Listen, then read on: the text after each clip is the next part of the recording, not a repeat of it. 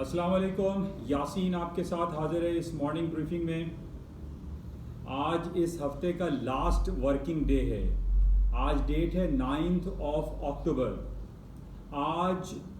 8 दिनों के बाद चाइना की मार्केट खुल गई है। हालांकि कल मेरी आपसे बात हुई थी,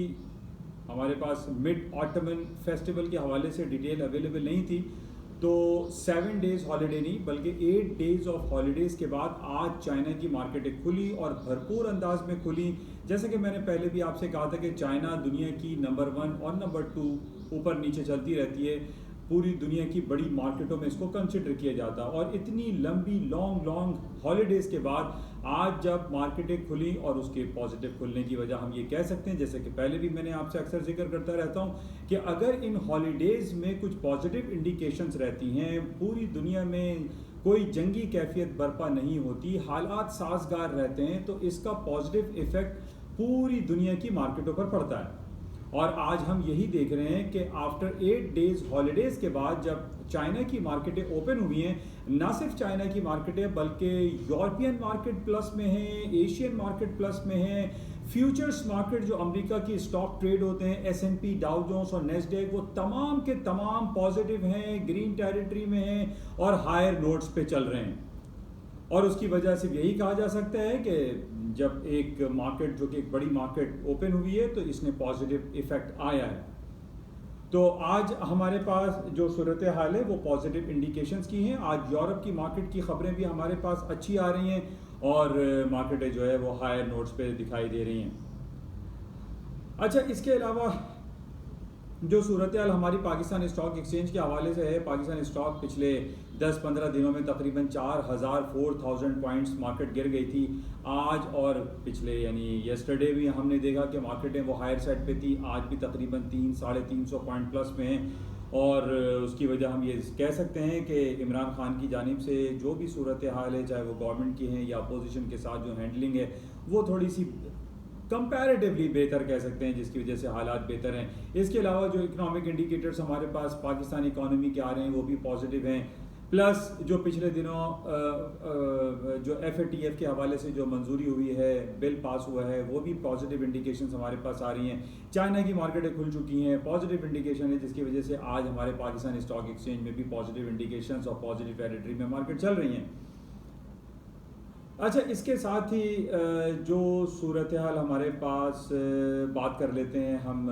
थोड़ी सी ऑयल के हवाले से। ऑयल की मार्केटें आज हम देख रहे हैं कि 4150 के भाव पे तकरीबन चल रही है। तकरीबन 1.5-2 महीने का इसने हाई किया है और उसकी वजूहात जो बताई जा रही हैं कि डेल्टा हरिकेन जो कि गल्फ ऑफ मैक्सिको में हिट होना था कल रात, उस हवाले से मार्केट में थोड़ी सी एक सेंटिमेंट्स क्रिएट हुए कि ऑयल की मार्केटें ऊपर की तरफ चली जाएंगी। हालांकि इस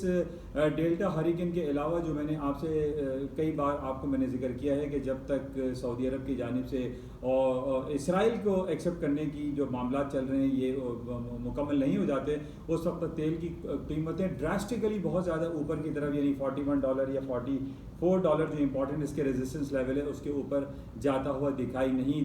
देता वहाँ सिवाय ये कि ओपेक की तरफ से या दुनिया के किसी और ममालिक या रशिया की तरफ से कोई ऐसा बयान आ जाए कि वो प्रोडक्शन कट के हवाले से कोई इंदिया दे रहे हैं, जिस बेसिस पे ये हो सकता है कि ऑयल की कीमतें मज़ीद तेज़ी से ऊपर की तरफ चली जाएँ। लेकिन इंपॉर्टेंट जो रेजिस्टेंस लेवल है वो 41 जो कि ब्रेक हो चुका है और इसके बाद अब है $44। आज फ्राइडे है, वीकली क्लोजिंग है, बड़ी इंपॉर्टेंट होती है टेक्निकल ग्राउंड पे। आज हमें इसको देखना पड़ेगा कि आया क्या मार्केट $41 से ऊपर बंद होती है या बहुत ज़्यादा अगर ऊपर जाता है तो क्या $44 से मार्केट ऊपर जा सकती है या नहीं जा सकती, इसको हमें चेक में रखना पड़ेगा। इसके अलावा गोल्ड की कीमतें आप देख रहे हैं कि $1900 से ऊपर चल रही है, तकरीबन 1912 1915 पे मार्केट ऊपर है, 24.40 पे सिल्वर की मार्केटें ऊपर की तरफ हैं, कॉपर की मार्केट 3.06 पे चल रही हैं। इन तमाम जो मेटल आइटम हैं इनके ऊपर जाने की वजह हम ये कह सकते हैं कि जो पॉजिटिव सेंटिमेंट्स आ रहे हैं और स्टॉक मार्केटों में ऊपर की तरफ का जो पोटेंशियलिटी का इंजेक्शन लगा हुआ है, इसकी वजह से हम ये देख रहे हैं कि तमाम जो ख़ास तौर पे हम कॉपर की बात करेंगे, कॉपर जो कि एक इंडस्ट्रियल आइटम कंसिडर किया जाता है, आज मार्केट मल्टी वीक्स के हायर साइड पे खड़ी हुई है। तो ओवरऑल जैसे कि मैंने कई बार आपसे ये जिक्र मैं करता ही रहता हूँ कि हम पूरी दुनिया का एक समा चेक करते हैं, एक सेंटिमेंट चेक करते हैं कि पूरी दुनिया में बेसिकली हो क्या रहा है। तो इन 3-4 दिनों में या पूरे इस वीक में हमने ये देखा कि पूरी दुनिया में जो एक अमन और शांति का जो सिलसिला है वो बरकरार है, और कहीं कोई ऐसी नेगेटिविटी हमें नज़र नहीं आई कि कहीं बहुत ज़्यादा जंगी कैफियत जैसे आर्मीनिया और आज़रबाईजान में जंगी हालात चल रहे हैं, और उन बेसिस पे हम ये कहें कि आज़रबाईजान और आर्मीनिया के पीछे जो है वो अमेरिका है या रूस है या कोई थर्ड पावर जो है उसके अंदर इन्वॉल्व हो रही है, ऐसा अभी हमें नज़र नहीं आ रहा, जिसकी वजह से हम देख रहे हैं कि जो दुनिया की स्टॉक मार्केटें हैं वो पॉजिटिव इंडिकेशंस दे रही हैं। बाकी गोल्ड की कीमतें जो ऊपर की तरफ हैं वो मैं बारहा आपसे इस बात का जिक्र कर रहा हूँ कि जब तक हमारे पास कोई ऐसी खबर दुनिया में से नहीं आ जाती कि इंटरेस्ट रेट या शरह सूद के बढ़ाने की बातें होना शुरू हो जाएं, तब हम कह सकते हैं कि गोल्ड की कीमतें डाउन साइड पर आएंगी। अदरवाइज गोल्ड की कीमतें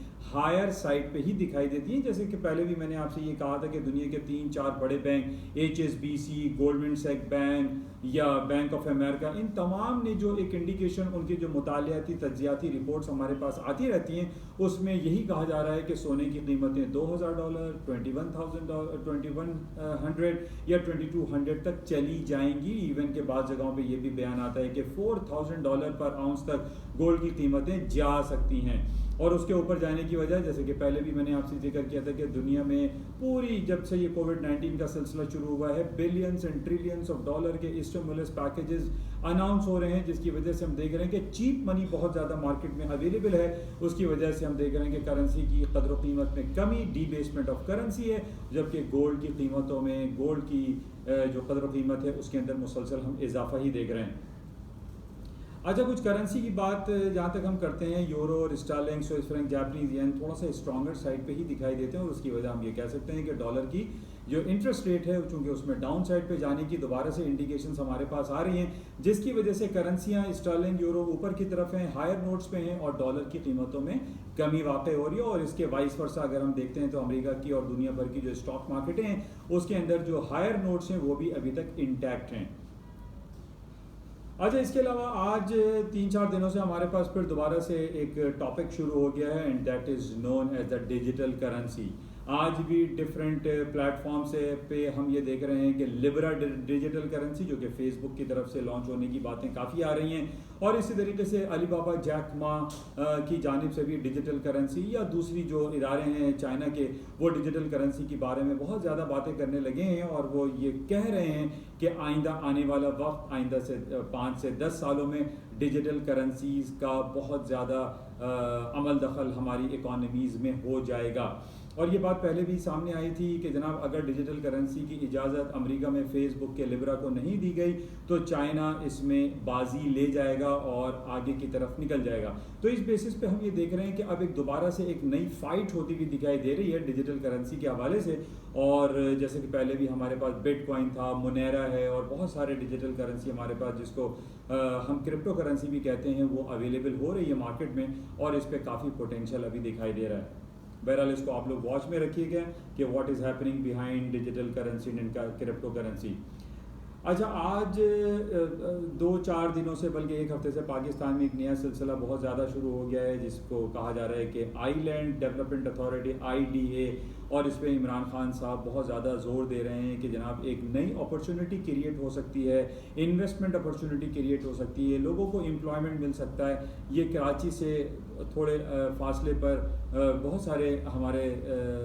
सिंध के इलाकों में जो आइलैंड्स हैं वो बिल्कुल खाली पड़े हुए हैं, बेकार पड़े हुए हैं, वहाँ पर कोई काम नहीं हो रहा है। इस हवाले से अगर हम हुकूमत पाकिस्तान की तायद करें तो बेजा नहीं होगा,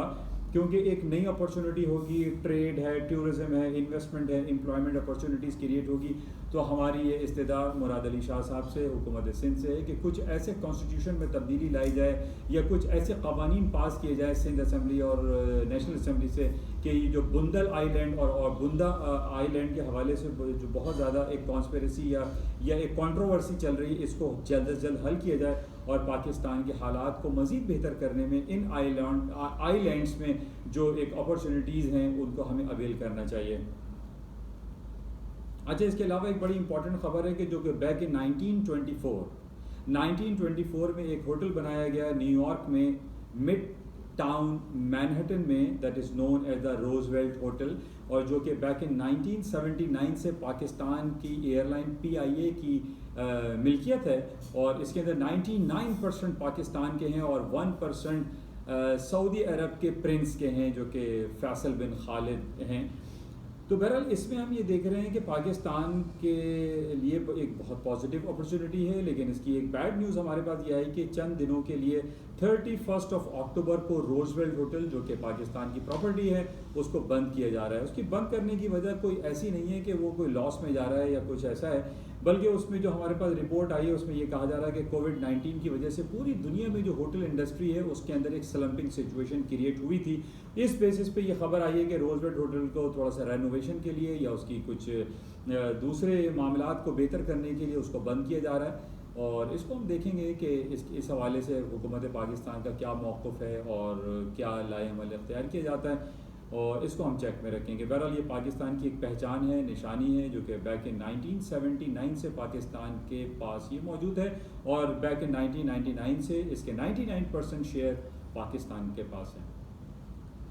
बहरहाल ये कुछ खबरें थी जो आगे आपके साथ शेयर की गई। और अच्छा, एक बड़ा इंपॉर्टेंट फैक्टर चल रहा है आजकल। आज ट्रंप साहब ने एक बयान दिया है कि कमिंग क्रिसमस हॉलीडेज से पहले अफ़गानिस्तान से अमेरिका की तमाम फ़ौजें, तकरीबन 4 से 5 हज़ार जो फ़ौजें हैं वो वापस चली जाएंगी, अपने घरों को चली जाएंगी। ये बड़ा एक क्वेश्चन मार्क है इस कमेंट पे ट्रंप साहब के, क्योंकि पहले भी इमरान खान साहब ने ये कहा था कि अगर अफ़गानिस्तान में अमेरिकी फ़ौजें जल्दबाजी में चली जाती हैं तो ये इलाके में एक टेंसा माहौल क्रिएट हो सकता है, क्योंकि अफ़गानिस्तान के अंदर बहुत सारी जमातें जो हैं वो बनी हुई हैं, तालिबान ABCD करके हैं, हुकूमत भी एक पेज पर दिखाई नहीं देती, और ये कहा जा रहा है कि अगर अमेरिकी हुकूमत वहाँ से चली जाती हैं तो वहाँ के जो अमन व अमान का मामला है वो काफ़ी ख़राब हो सकता है। तो हमारी तो ये एक इस्तेदा है, एक गुजारिश है हुकूमत पाकिस्तान से भी कि वो अपना भरपूर किरदार अदा करे अफ़गानिस्तान में अमन के लिए, और अमेरिका भी इस हवाले से थोड़ा सा रिलक्टेंसी उसमें आनी चाहिए, और इसमें कोई जल्दबाजी का मुजाहरा नहीं करना चाहिए कि अगर अफ़गानिस्तान से अमेरिकी फ़ौजों का इनखला हो जाता है, क्योंकि पिछले 19 साल से बैक इन 2001 से जब ओसामा बिन लादेन के हवाले से और जो वर्ल्ड ट्रेड सेंटर में जो धमाका हुआ था, उस हवाले के बाद से हम देख रहे हैं कि अफ़गानिस्तान में अमेरिकी फ़ौजियों की तादाद 1 लाख से ज़्यादा तजावुज़ कर गई थी, और अब तकरीबन 4 से 5 हज़ार रह गए हैं। लेकिन इसको दोबारा से देखना चाहिए, और ट्रंप साहब का ये बयान कि वो क्रिसमस से पहले तमाम फ़ौजों का इनखला कर देंगे, आई पर्सनली फ़ील कि ये एक जल्दबाजी का मुजाहरा होगा, क्योंकि अफ़गानिस्तान में हालात का ख़राब होना पाकिस्तान के लिए कोई अच्छी बात नहीं है। तो मैं ये गुजारिश करूँगा कि इसके ऊपर एक नज़र सानी ज़रूर करनी चाहिए। बहरहाल आज है जुमा, वीकली क्लोजिंग है, हफ्ता और इतवार 2 दिन छुट्टियों के बाद। अगर कोई इंपॉर्टेंट न्यूज़ इवेंट होगा तो इंशाल्लाह संडे नाइट को आपके साथ हाज़िरी होगी। उस वक्त तक के लिए इजाज़त दीजिए, खुदा हाफिज़। आपसे गुजारिश है कि इस यूट्यूब चैनल को लाइक करें, शेयर करें, सब्सक्राइब करें। थैंक यू, खुदा हाफिज़।